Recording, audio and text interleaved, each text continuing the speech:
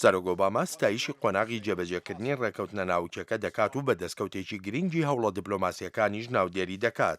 Before the deal, Iran was steadily increasing its stockpile of enriched uranium. بەر لەم ڕێکەوتنە ئێران بەردەوام ئەمباری یۆرانیەمی پیتێنراوی زیاد دەکرد بە شێوەیەک بەشی دروستکردنی تا 10 بۆمبی ناوچی بکات.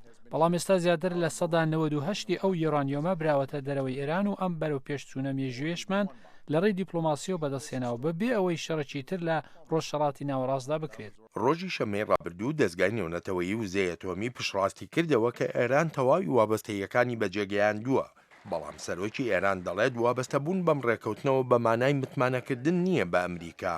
بنانیست که ما به خاطر برجام ئێمە متمانە بە وڵاتێکی وەک وڵاتە یەکگرتووەکانی ئەمریکا ناکەین لە پێناو ڕێکەوتنی ناوەشیدا. بەردەوام کاردانەوەی بەرامبەر هەر کارێک هەیە.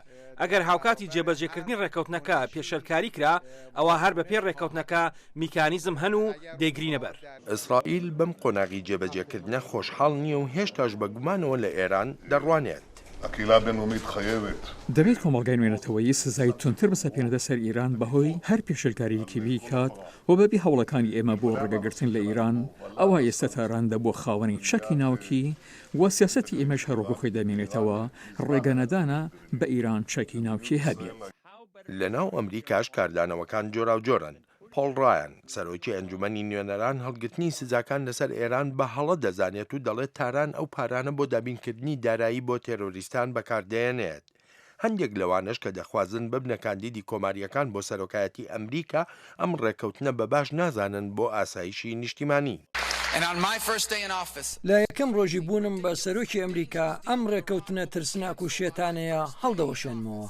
بەڵام بۆ هێلەری کلنتن کە دەخوازێ ببێتە کاندیدی دیموکراتەکان لە هەڵبژاردننی ئەم ساڵی سەرۆکایەتی ئەمریکادا ئەم ڕێکەوتنە ناوچێت جێی شانازیە.